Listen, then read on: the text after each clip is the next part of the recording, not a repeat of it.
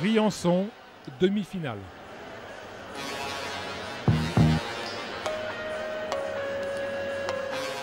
Les choses très sérieuses commencent pour les Grenoblois.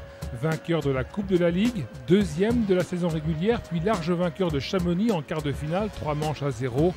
Les Brûleurs de Loup ont cette fois en face une très grosse cylindrée du championnat.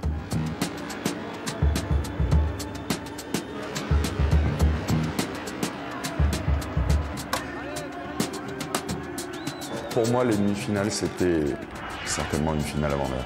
Je crois qu'aujourd'hui, je veux rien enlever à cette équipe de Morzine qui a vraiment bataillé fort jusqu'au bout.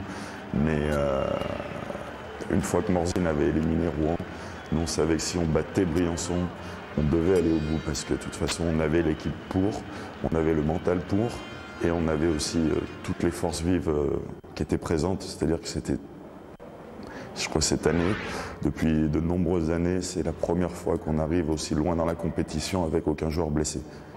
Mais bon, la demi-finale, elle a été sacrément accrochée, quoi. Quatrième match, ce soir-là à Briançon, Grenoble joue sa saison, mené 2 manches à 1. Ça passe ou ça casse.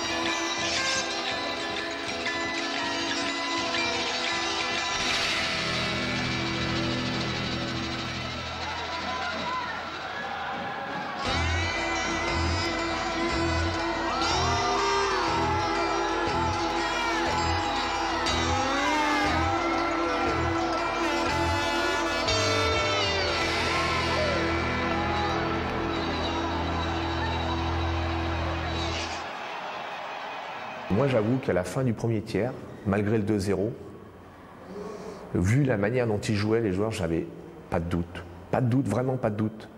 Moi, je les sentais totalement dans le match et je dirais que même c'était à contre-courant le 2-0.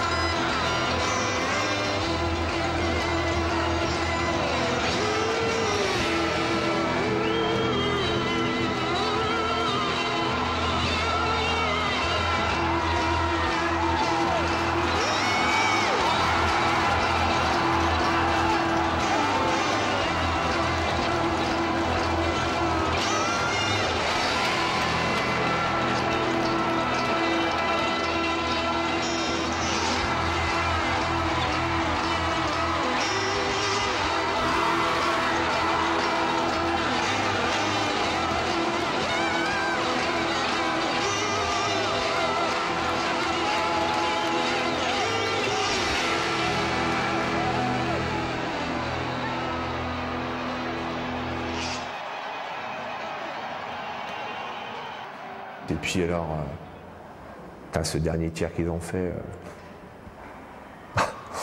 Ils m'ont bluffé.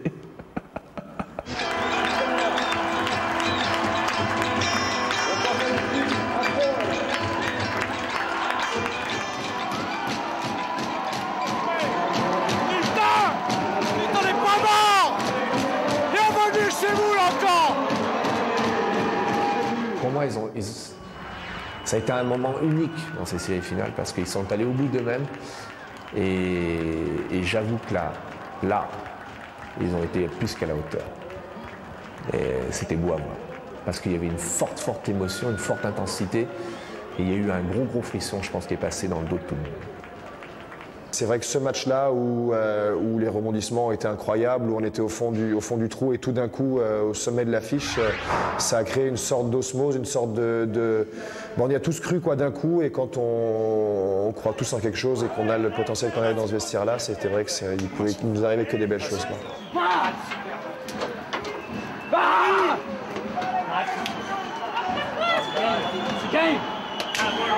Moi, l'image que je retiendrai de ce moment-là, c'est non seulement c'est le fait qu'ils soient revenus au score et puis qu'ils aient mis ce troisième but à 4 contre 5, mais c'est aussi cette dernière présence qu'il y a eu alors que Briançon jouait son Vatou à 6 contre 4, où moi j'ai vu Patrick Valchak plonger, alors que putain, mais jamais, on se dit mais jamais il doit faire ça, quoi, parce que c'est un risque énorme. Derrière, ici, il se fait battre, c'est un 6 contre 3, il plonge, il loupe le palais, il se bagarre, il arrive à retoucher le palais, l'autre s'en mêle les patins plus ou moins, les crosses, j'en sais rien. Christophe arrive, ils sont à se battre là sur cette ligne bleue, il arrive à pousser le palais devant lui, à s'arracher, à aller jusque dans la cage vide, puis voir l'autre derrière, Terglav, qui n'en pouvait plus, quoi. Qui a essayé de tout faire, qui a même lancé sa crosse pour essayer de faire quelque chose. Il n'en pouvait plus, j'ai l'impression qu'il avait une remorque, et Christophe qui s'envolait vers la cage adverse pour mettre ce 4e but. Enfin, la libération. Hey, vous l'avez fait, les mecs, et vous n'êtes pas morts, et jusqu'au bout maintenant. Allez, vous le jurez, les mecs. Jusqu'au bout.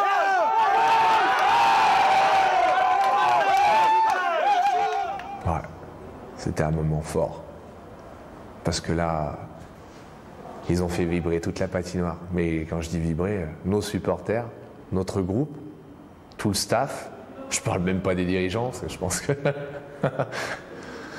ils devaient être encore plus stressés que nous, et surtout l'équipe d'en face.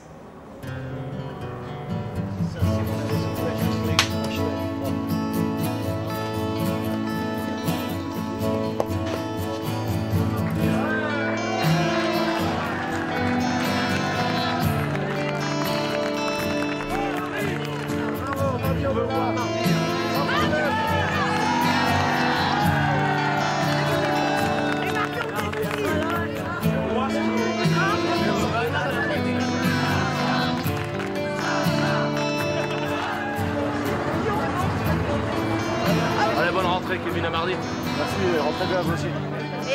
Je vais passer à la télé.